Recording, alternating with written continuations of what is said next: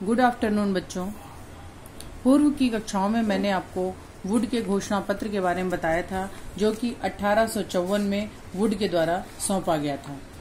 Would के घोषणा पत्र में निस्संदन सिद्धांत, व्यापक शिक्षा की अवमानना इत्यादि को अनैतिक सिद्ध किया गया था। घोषणा पत्र में सर्वप्रथम क्रमबद्ध स्कूलों, व्यावसायिक शिक्षा, स्त्री शिक्षा, जन प्रसार शिक्षा, विश्वविद्यालय शिक्षा की संगठनात्मक विवेचना प्रस्तुत की गई थी। अतः वुड के घोषणा पत्र को भारत में अंग्रेजी शिक्षा के मैग्ना कार्टा की भी उपाधि प्रदान की गई।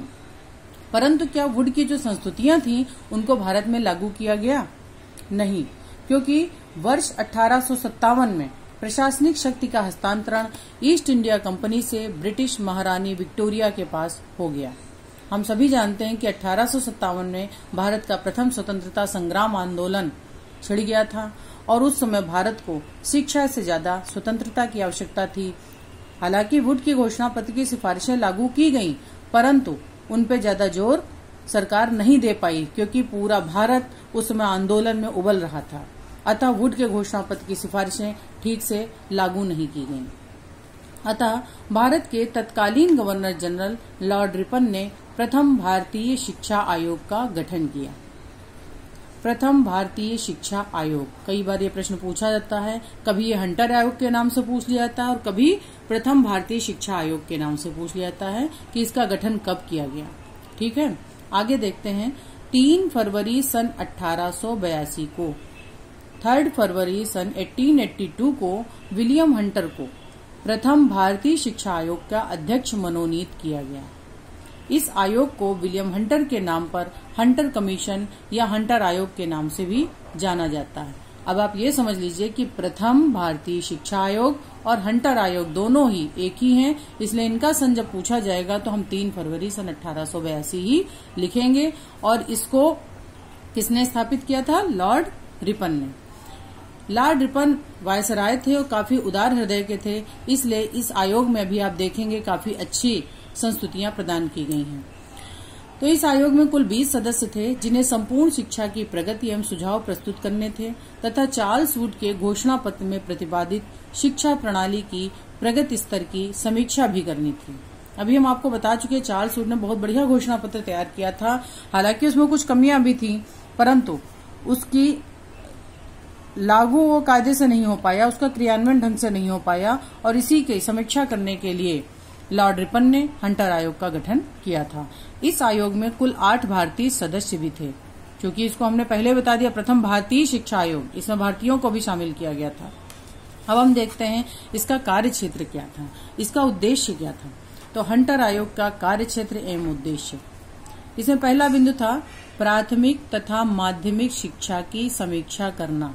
ये भी प्रश्न कई बार पूछा गया है कि हंटर आयोग का कार्य क्षेत्र क्या था। तो इसमें कई बार आता है प्राथमिक शिक्षा, माध्यमिक शिक्षा, उच्च शिक्षा। तो उच्च शिक्षा इसके कार्य क्षेत्र के दायरे में नहीं थी, इसका कार्य था सिर्फ प्राथमिक एवं माध्यमिक शिक्षा की विवेचना करना। दूसरा था राज्य संस्थाओं की समीक्षा करना। राज्य सरकार ने शिक्षा के क्षेत्र में क्या कार्य किया है, इसका भी विवेचना करना इसी का आयोग का उद्देश्य था। तीसरा था शिक्षा के क्षेत्र में ईसाई मिशनरियों के योगदान की समीक्षा करना। शिक्षा के क्षेत्र में ईसाई चूंकि हमारे देश में प्रवेश काफी उसमें कर चुके थे और जगह जगह विद्यालय खोल रहे थे, तो अब ये देखना था, हंटर आयोग ने इसकी समिति गठित की कि ईसाई मिशनरी क्या धर्म प्रचार कर रहे हैं या शिक्षा के क्षेत्र में भी कुछ योगदान अपना दे रहे हैं, और वो योगदान उनका लाभान्वित उससे भारत होगा या नहीं। चौथा बिंदु था शिक्षा के क्षेत्र में वैयक्तिक प्रयासों के प्रति सरकारी नीति का निर्माण करना। वैयक्तिक प्रयास यानी कि व्यक्ति अगर जो इंडिविजुअली अपने कॉलेज खोलना चाहे या अपने स्कूल्स खोलना चाहे, तो उसके प्रति भी एक सरकारी नीति अवश्य होनी चाहिए। कोई व्यक्ति पर्सनल अपने नियम उस पर लागू न कर पाए।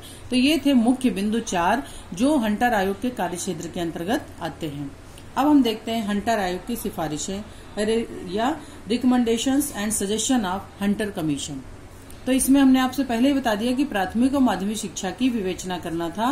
तो प्रथम हम आते हैं प्राथमिक शिक्षा पर। प्राथमिक शिक्षा के संदर्भ में हंटर आयोग के सुझाव निम्नवत हैं। पहला सबसे मुख्य बिंदु जो इन्होंने हंटर आयोग ने लिया कि प्राथमिक शिक्षा का उद्देश्य जन शिक्षा होना चाहिए, जिसको मैकाले ने सिरे से नकारा था और वुड ने जन शिक्षा को धारा में लाए थे और उसी को पुनः इन्होंने दोहरा दिया कि प्राथमिक शिक्षा का उद्देश्य जन शिक्षा होना चाहिए। दूसरा बिंदु है प्राथमिक स्तर पर शिक्षा का माध्यम व्यक्ति की मातृभाषा होनी चाहिए, यानी कि जो क्षेत्रीय भाषाएं हैं, जो व्यक्तियों की मातृभाषाएं हैं, उन्हीं के आधार पर हम प्राथमिक शिक्षा लोगों को प्रदान करेंगे। तीसरा था प्राथमिक शिक्षा का दायित्व नगर पालिकाओं तथा जिला परिषदों को सौंप दिया गया। ये इनका बिंदु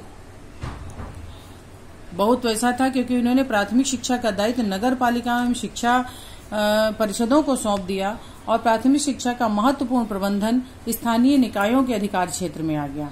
इसका मतलब ये था कि इन्होंने अपरोक्ष रूप से ब्रिटिश सरकार ने अपने उत्तरदायित्वों को तिलांजलि दे दी थी और इन्होंने कहा था कि ये दायित्व नगर पालिकाओं जिला परिषदों पर सौंप दें, यानी कि जो प्रबंधन था, जो उनका मैनेजमेंट था, वो लोकल बॉडीज के हाथ में आ गया था और ब्रिटिश सरकार इससे उत्तरदायित्व से मुक्त हो चुकी थी। नेक्स्ट आते हैं पाठ्यक्रम में। ये बहुत इंपॉर्टेंट टॉपिक है, इसमें कई बार पूछा गया किन सब्जेक्ट्स को शामिल। इन्होंने पहली बार विशेष सब्जेक्ट डाले थे कि इन सब्जेक्ट्स को हम जरूर शामिल करेंगे कि पाठ्यक्रम में उपयोगी विषयों जैसे भौतिक विज्ञान, क्षेत्रमिति, चिकित्सा, बही खाता एवं कृषि, ये 5 सब्जेक्ट इन्होंने ऐसे रखे थे जिनको इन्होंने कहा था कि अनिवार्य रूप से इनको शिक्षा में शामिल होना ही चाहिए। इस आयोग ने राष्ट्रीय स्तर पर इन विषयों की अनिवार्यता पर बल दिया। नेक्स्ट हम आते हैं, इन्होंने कहा कि पिछड़े वर्गों, आदिवासियों एवं जनजातियों को आर्थिक एवं अन्य प्रकार सहायता करना सरकार का दायित्व होना चाहिए। इस पे इन्होंने विशेष बल दिया कि प्राथमिक शिक्षा के प्रचार प्रसार के लिए पिछड़े वर्ग, आदिवासी और जनजाति को आर्थिक एवं अन्य प्रकार की सहायता देनी चाहिए। हंटर आयोग ने यहाँ तक कहा था कि जनसाधारण की प्राथमिक शिक्षा की व्यवस्था के लिए, उसके प्रचार एवं प्रसार के लिए, उसके सुधार के लिए राज्य के द्वारा अधिक सतत प्रयास करे जाने चाहिए। नेक्स्ट है, हंटर आयोग ने प्राथमिक स्तर के शिक्षकों को प्रशिक्षित करने के लिए पृथक नॉर्मल स्कूलों की स्थापना पर बल दिया। हंटर आयोग ने कहा कि प्रशिक्षण विद्यालयों का निर्माण ऐसे स्थानों पर किया जाए कि वह समस्त प्राथमिक पाठशालाओं की स्थानीय मांगों की पूर्ति कर सकें। प्रत्येक विद्यालय निरीक्षक के क्षेत्र में कम से कम एक नॉर्मल स्कूल होना चाहिए। नॉर्मल स्कूलों की स्थापना पर इन्होंने विशेष बल दिया था और ये नॉर्मल स्कूल किस लिए थे? शिक्षकों की ट्रेनिंग के लिए थे। और इन्होंने कहा कि प्रांतीय सरकारों के द्वारा प्राथमिक शिक्षा कोष के लिए स्वीकृत धनराशि से नॉर्मल स्कूलों की उचित व्यवस्था की जाए। इन्होंने एक और मुख्य बिंदु बताया था कि प्राथमिक शिक्षा की आर्थिक व्यवस्था के लिए एक प्राथमिक शिक्षा कोष का निर्माण किया जाना चाहिए और इस कोष की धनराशि को निर्माण कौन करेगा? स्थानीय निकाय, जिनके ऊपर शिक्षा की जिम्मेदारी सौंप चुके थे।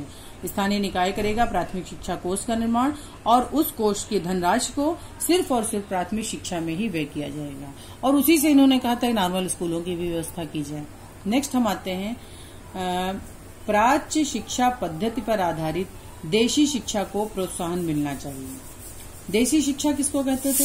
देशी शिक्षा का तात्पर्य था भारत की प्राच्य शिक्षा पर आधारित जो पंडितों और मौलवियों की शिक्षाएं चला करती थी उस समय, उनको विशेष बल देना चाहिए। प्रोत्साहन स्वरूप इन्हें सरकारी सहायता प्रदान की जानी चाहिए और इनके पाठ्यक्रम में हस्तक्षेप नहीं किया जाना चाहिए और देशी संस्थाओं को स्थानीय संस्थाओं के नियंत्रण से मुक्त किया जाना चाहिए। ये बहुत अच्छा बिंदु था जिससे इन्होंने प्राच्य शिक्षा पद्धति जो हमारे भारत की चली आ रही थी, जो हमारी संस्कृति चली आ रही थी, उसको अपने नियंत्रण से मुक्त करने का विचार किया था। ये था हमारा शॉर्ट में प्राथमिक शिक्षा के प्रति किए गए हंटर आयोग के सुझाव और सिफारिशें।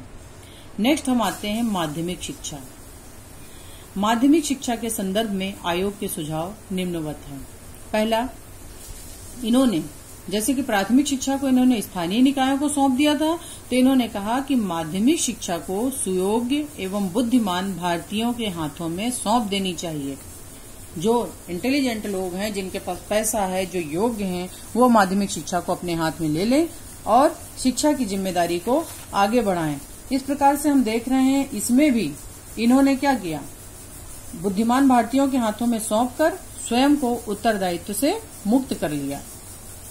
लेकिन इन्होंने ये भी किया कि अगर जो कोई भी भारतीय या बुद्धिमान व्यक्ति इस उद्देश्य की प्राप्ति करना चाहता है तो सरकार उसको सहायता अनुदान प्रणाली प्रदान करेगा। और माध्यमिक शिक्षा में जो दोष उत्पन्न हो रहे थे, दोष क्या उत्पन्न हो रहे थे कि सभी लोग एक जैसी एजुकेशन ले रहे थे लेकिन उनको रोजगार नहीं मिल पा रहा था, वो कार्य नहीं कर पा रहे थे। इसलिए हंटर आयोग ने हाई स्कूल स्तर तक की शिक्षा को 2 भागों में बांटने पर बल दिया। ये बहुत इंपॉर्टेंट टॉपिक है।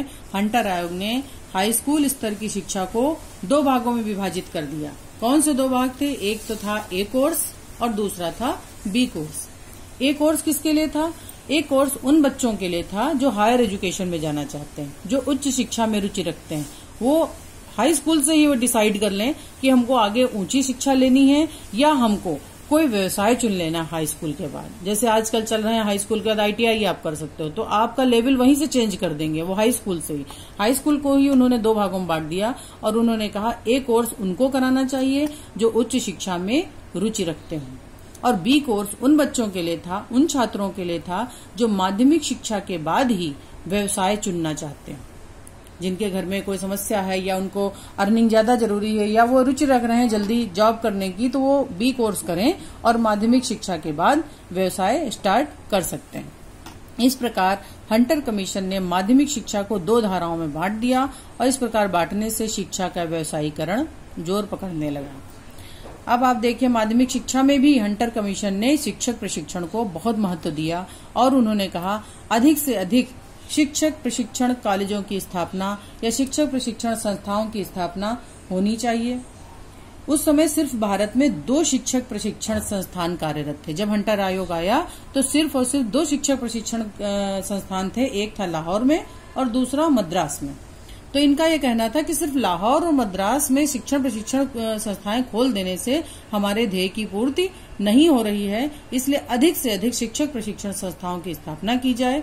और इन शिक्षक प्रशिक्षण संस्थाओं में हर तरीके के बच्चे आते थे, कुछ इंटर होते थे, कुछ स्नातक होते थे। तो इनका यह सुझाव था सबका कार्यकाल एक जैसा न रखा जाए, प्रशिक्षण काल, स्नातकों का प्रशिक्षण काल कुछ कम कर दिया जाए। ये थे हमारे माध्यमिक शिक्षा के बारे में हंटर आयोग के विचार। अब आते हैं हम उच्च शिक्षा पर। हालांकि उच्च शिक्षा की समीक्षा हंटर आयोग के कार्य क्षेत्र में नहीं थी, परंतु फिर भी इस क्षेत्र में कमीशन ने जो देखा, जो विचार किया, जब प्राथमिक और माध्यमिक शिक्षा पर विचार कर रहे थे तो उन्होंने थोड़े से सुझाव उच्च शिक्षा के बारे में भी दिए। उनका यह कहना था कि जो उच्च शिक्षा है उसमें जो सहायता अनुदान प्रणाली चल रही है उसका निर्णय एक जैसा नहीं। पहले ये था कि सहायता अनुदान प्रणाली सबको एक जैसी मिलेगी, तो इन्होंने कहा पहले आप देख लीजिए उसमें शिक्षक कितने हैं, कॉलेजों का खर्चा कितना है, उसकी कार्य क्षमता कितनी है और स्थानीय आवश्यकताएं कैसी हैं, उनको ध्यान में रखते हुए सहायता अनुदान प्रणाली का निर्णय किया जाना चाहिए। दूसरा बिंदु इन्होंने कहा जो चला चलाया पाठ्यक्रम है उसको छात्रों पर न थोपकर छात्रों की रुचियों के अनुसार विस्तृत पाठ्यक्रम की शिक्षण की व्यवस्था की जानी चाहिए। थर्ड, इन्होंने बहुत इंपॉर्टेंट टॉपिक दिया कि छात्रों के नैतिक विकास हेतु भी पाठ्यक्रम की व्यवस्था होनी चाहिए ताकि छात्र नैतिक रूप से चरित्रवान हो और आगे बढ़ें। अगला इन्होंने दिया कि छात्रों के वैयक्तिक विकास हेतु विद्वानों की व्याख्यान मालाओं की व्यवस्था।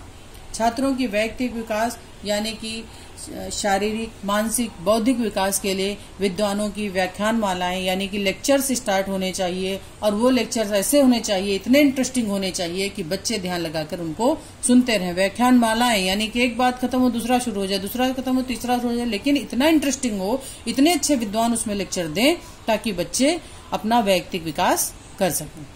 तो ये थी हंटर आयोग की प्राथमिक, माध्यमिक और उच्च शिक्षा के बारे में दिए गए विचार। अगली कक्षा में हम आपको बताएंगे इसके मिशनरी प्रयास, धार्मिक शिक्षा, स्त्री शिक्षा, मुस्लिम शिक्षा और आदिवासियों, पहाड़ियों जातियों के लिए दी गई शिक्षा के बारे में हंटर आयोग के दिए गए विचार या संस्तुतियां। धन्यवाद।